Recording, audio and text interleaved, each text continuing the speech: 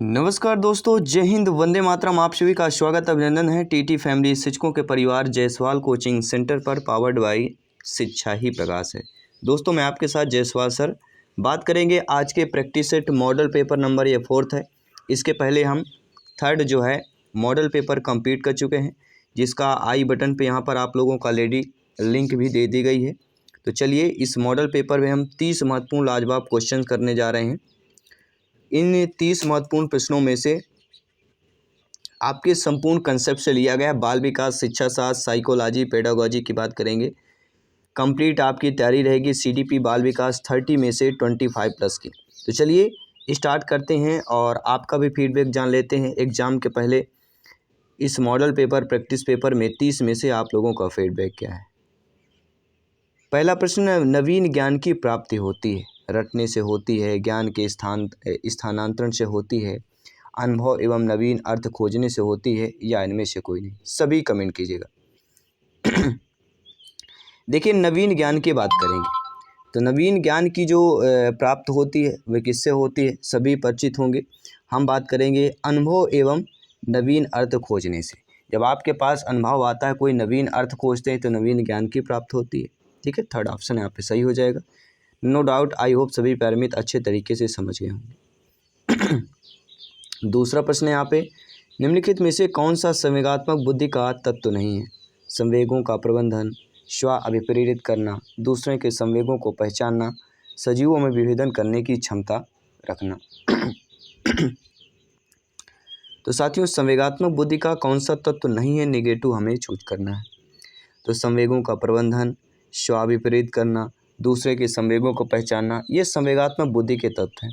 लेकिन सजीवों में विभेदन करने की क्षमता, और आप सभी लोग जानते हैं विभेदन करना यानी अलग करना, और अलग करना मतलब पेड़ नकारात्मक माना जाता है, नकारात्मक शब्द माना जाता है। तो अकॉर्डिंग टू क्वेश्चन संवेगात्मक बुद्धि का क्या तत्व नहीं होगा, डी ऑप्शन जो है संवेगात्मक बुद्धि का तत्व नहीं होगा। अगला प्रश्न यहाँ पे दिया गया कि एडवांस ऑर्गेनाइजर प्रतिरूप जिन्होंने दिया है वे जीन पियाजे जी हैं, आसुबेल जी हैं, रिचर्ड सचमैन हैं, या जॉन डीवी की बात करें।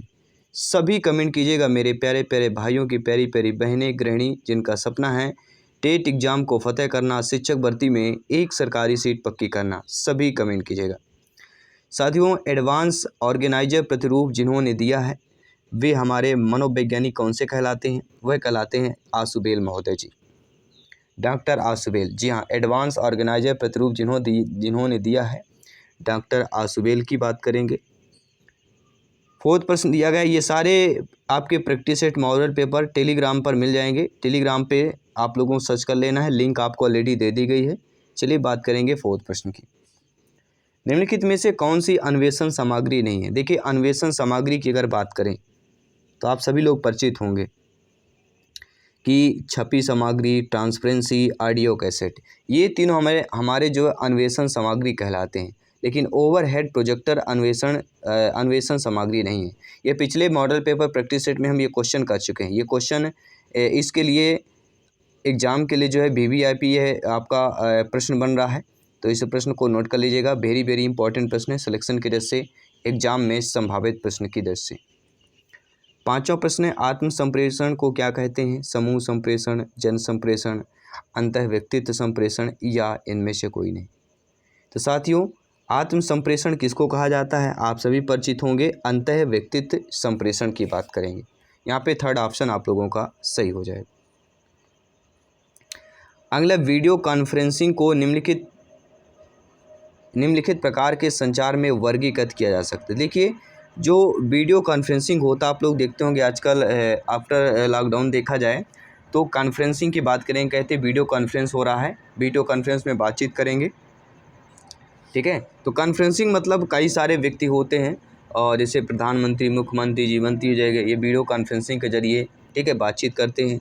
या अन्य हम डिस्ट्रिक्ट लेवल की बात करें, ठीक है, तो वीडियो कॉन्फ्रेंसिंग को जो है किस प्रकार के संचार में वर्गीकृत किया जाता है। तो वीडियो मतलब दिखाई भी देता है और सुनाई भी देता है, अर्थात हम किसकी बात करेंगे, श्रव्य दृश्य दो तरफे की बात करेंगे, दोनों की बात करेंगे। अगला प्रश्न यहाँ पे दिया गया है कि सूचना संप्रेषण तकनीक में क्या सम्मिलित होता है। तो सूचना संप्रेषण जो तकनीक होती है उसमें क्या क्या सम्मिलित होता है, ऑनलाइन सीखना भी होता है, वेब आधारित सीखना होता है और एडुसेट के माध्यम से भी सीखना। तो ये तीनों हो जाएंगे। ठीक है, तो हमारा यहाँ पे जो डी ऑप्शन दिया गया है वह सही हो जाएगा। अगला है अधिगमकर्ता व्यक्तित्व विभिन्नताएं प्रदर्शित करते हैं, तो शिक्षक को क्या करना चाहिए? शिक्षक को परीक्षाओं की संख्या बढ़ानी चाहिए, कठोर अनुशासन लागू करना चाहिए, विविध अधिगम अनुभव उपलब्ध कराने चाहिए या अधिगम की समान गति पर बल देना चाहिए। तो अधिगमकर्ता व्यक्तित्व विभिन्नताएं प्रदर्शित करते हैं, तो शिक्षक को क्या करना चाहिए? तो शिक्षक को विविध अधिगम अनुभव जो है उपलब्ध कराने चाहिए। थर्ड ऑप्शन सही हो जाएगा। अगला प्रश्न है सूझ द्वारा सीखने के समाकृतिकवाद के प्रवर्तक थे। देखिए, जब भी सूझ द्वारा की बात करते हैं, ठीक है, तो आप सभी लोग जानते होंगे हम किस मनोवैज्ञानिक की बात कर रहे हैं। हम बात कर रहे हैं वर्दीमर, कोफा और कोहलर। जी हाँ, सूझ द्वारा सीखने के समाकृतिक या समाकृतिवाद के प्रवर्तक जो माने जाते हैं वर्दीमर, कोफा एवं कोहलर की बात करेंगे। फर्स्ट ऑप्शन की बात करेंगे। साथियों, एजुकेशन साइकोलॉजी क्या होता है? जी हाँ, एजुकेशन जो मनोविज्ञान है, शिक्षा जो मनोविज्ञान है, यह मानक विज्ञान है, अनुप्रयुक्त है, विशुद्ध है या इनमें से कोई? सभी कमेंट कीजिएगा। जी हाँ, एक एक कमेंट आपकी स्कोर को बेटर करता जाता है, तैयारी को बेहतरीन करता जाता है। तो शिक्षा मनोविज्ञान कहाँ पे बात कर रहे हैं? तो शिक्षा मनोविज्ञान जो कहलाती है वह अनुप्रयुक्त विज्ञान है या मानक विज्ञान होगा। कौन सा मनोविज्ञान कहलाएगा? सभी कमेंट कीजिए। इस प्रश्न को आप सभी के लिए हम मॉक क्वेश्चन के रूप में दे रहे हैं। ठीक है, सभी कमेंट कीजिए। आपके अकॉर्डिंग शिक्षा मनोविज्ञान एजुकेशन साइकोलॉजी क्या है? इतना तो नॉर्मल सा आपको बनना बहुत ही ज़रूरी है। अगर आपने कंसेप्ट पढ़ा होगा, अपने सिलेबस के अकॉर्डिंग तैयारी की होगी, कंसेप्ट बहुत इंपॉर्टेंट है। मानव विकास परिणाम होता है, तो मानव विकास सभी लोग जानते हैं किसका होता है? वंशानुगति और वातावरणीय कारकों का परिणाम होता है। वंशानुगत जो हमारे वंशजों से चली आ रही है, माता पिता दादा बब्बा ये सारी चीज़ें, और वातावरणीय कारक जहाँ हम रह रहे होते हैं, जहाँ हमारा शरीर या कह सकते हैं जहाँ हमारे वातावरण पर ढल चुके होते हैं, वहाँ के बातचीत, इलाका, मौसम, हर एक चीज़ यहाँ पे प्रभावित होता है। शिक्षा मनोविज्ञान संबंधित है, तो अधिगमकर्ता, अधिगम प्रक्रिया, अधिगम सनिस्थितियों। देखिए, अधिगमकर्ता, प्रक्रिया और सनिस्थितियों, इन तीनों से जो है शिक्षा मनोविज्ञान संबंधित है, इसलिए उपरोक्त सभी यहाँ पे डी ऑप्शन हम सही कर लेंगे।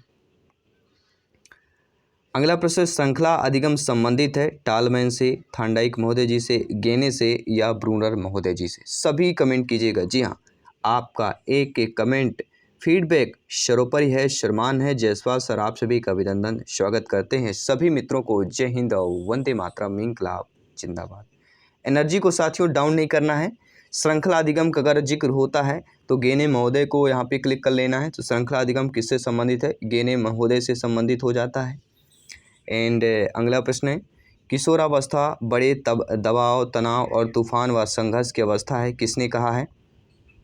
कई बार पूछा गया है, तो स्टेनले हॉल की हम बात करेंगे। कथन स्टेटमेंट है आपका, और 12 से लेकर 18 वर्ष तक का किशोरावस्था कहलाता है। ये बड़े दबाव, तनाव, तूफान, संघर्ष की अवस्था है, किसने कहा है? सभी परिचित हैं। हम किसकी बात करेंगे? स्टेनले हॉल की बात करेंगे।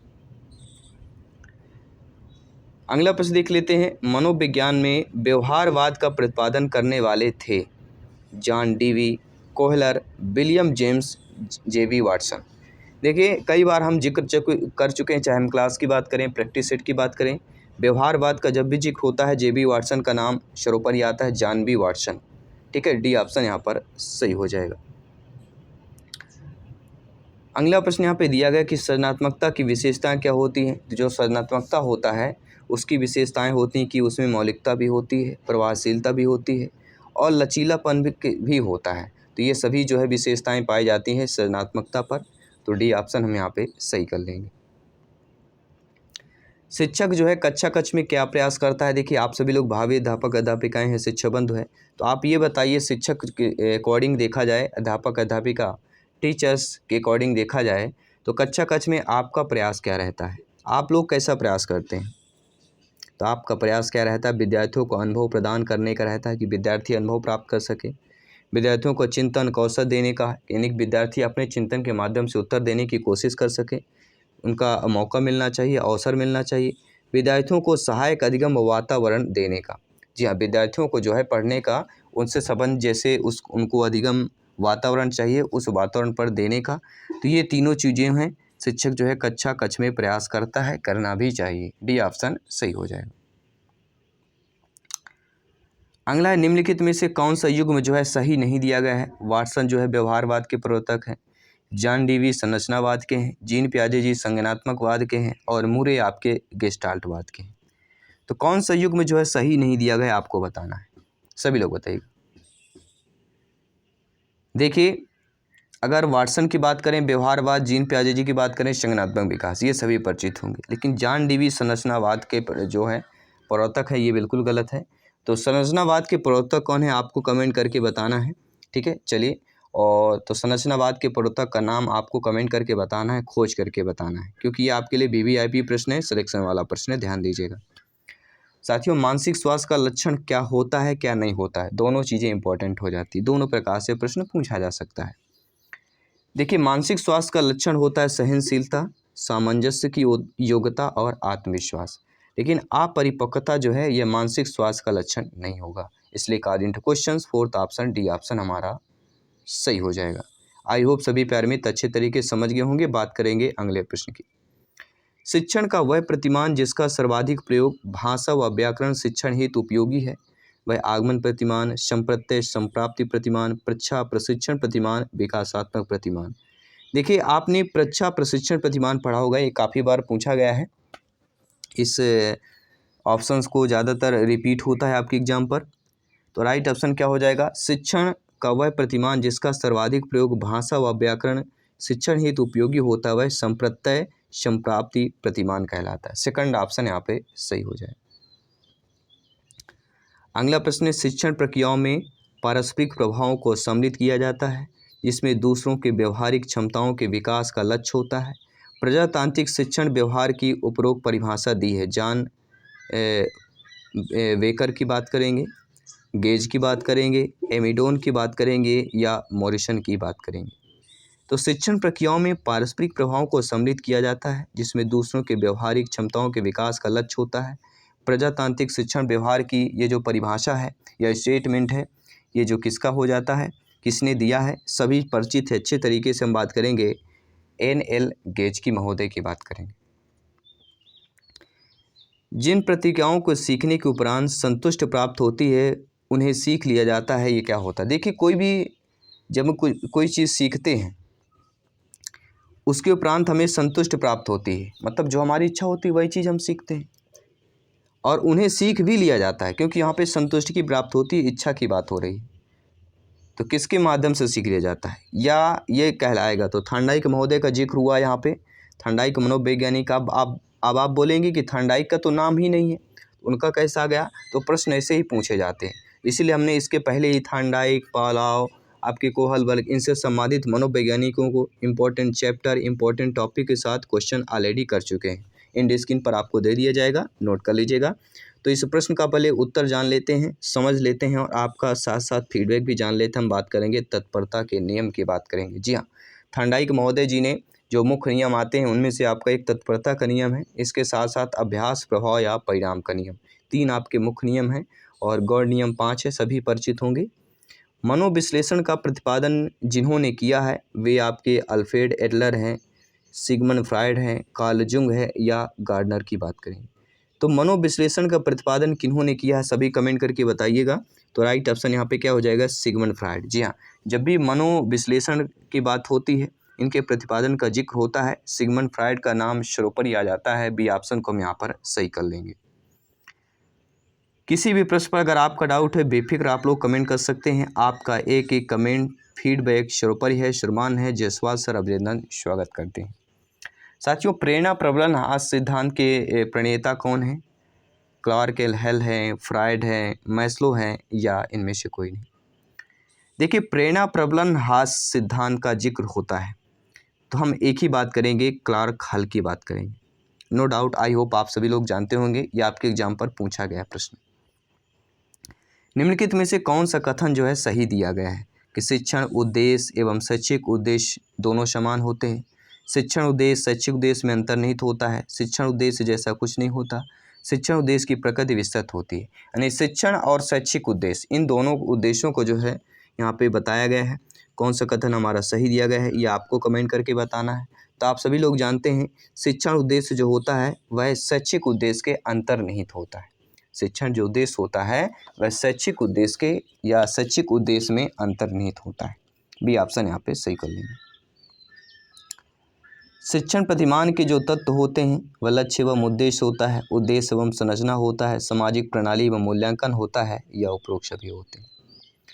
साथियों, शिक्षण प्रतिमान के जो तत्व कहलाते हैं वह हमारे क्या हो जाते हैं, लक्ष्य उद्देश्य भी होते हैं, उद्देश्य संरचना भी होता है, सामाजिक प्रणाली मूल्यांकन भी होता है, अर्थात उपरोक्त सभी। डी ऑप्शन यहाँ पर सही हो जाएगा।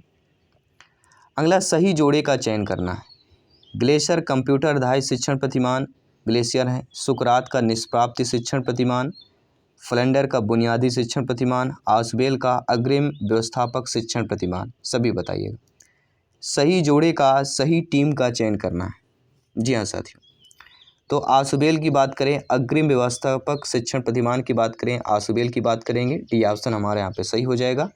बाकी आप लोगों को देख लेना है, बाकी भी सही करके प्रश्न को उल्टा पलटा या प्रश्न को विपरीत किया जा सकता है, इसलिए प्रत्येक पहलू से प्रश्न को देखिए, समझिए और आंकिए और अपना फीडबैक करिए। साथियों, बच्चों के सीखने व शिक्षण से संबंधित विज्ञान को क्या कहा जाता है? Pedagogy, andragogy, ethology, psychology. देखिए, दो आपने पढ़ा होगा, एक पेडागोजी पढ़ा होगा, एक साइकोलॉजी पढ़ा होगा।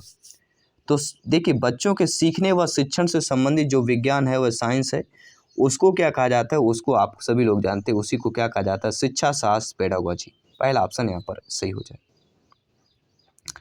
अगला, विशेष आवश्यकता वाले बच्चे जो दिव्यांगजन होते हैं उनकी शिक्षा किस प्रकार होनी चाहिए? तो जो बच्चे विशेष आवश्यकता वाले होते हैं, जो विशेष आवश्यकता वाले दिव्यांगजन होते हैं, उनकी जो शिक्षा किस प्रकार होनी चाहिए? उन्हें समान विद्यालय में ही विशेष शिक्षा विशेषज्ञों की मदद से शिक्षा देनी चाहिए, क्योंकि समान विद्यालय में देंगे तो उन्हें क्या होगा, हीनता भी नहीं आएगी, क्योंकि अलग रखा जाएगा तो कहीं ना कहीं उनके मन में एक अलग प्रश्न आ जाता है। ठीक है, तो उनको अलग अपने आप में नहीं देखने देना है। ठीक है, सबके साथ सबका विकास, जहाँ पे समेकित शिक्षा की बात करेंगे, समावेशी शिक्षा की बात करेंगे। अगला प्रश्न है, सर्व शिक्षा अभियान किस आयु वर्ग बच्चों को अनिवार्य एवं मुफ्त शिक्षा उपलब्ध कराने का लक्ष्य रखता है? ये भी प्रश्न काफ़ी इजली है, ये कमेंट करके आपको बताना है कौन सा वर्ष है। 6 से 14, 6 से 16, 4 से 14, 4 से 16। लगभग ये प्रश्न देखा जाए तो प्रत्येक VVIP प्रश्न बन जाता है प्रत्येक शिक्षक भर्ती में। जी हाँ, CTET और अदर, चाहे रीट की बात करें, MP टेट, UP टेट की बात करें, other state level TT exam की बात करें, सारे में यह प्रश्न पूछा गया है। ठीक है, चलिए, आई होप सभी प्यारे मित्र इस प्रैक्टिस सेट मॉडल पेपर में आपने अच्छे तरीके से फीडबैक किया, और आउट ऑफ 30 में से आप लोगों का फीडबैक क्या है नीचे कमेंट बॉक्स में अवश्य बताइएगा। मैं आपके साथ जयसवाल सर जल्द मिलता हूँ अगली क्लास पर। सभी मित्रों को जय हिंद, वंदे मातरम। धन्यवाद सभी।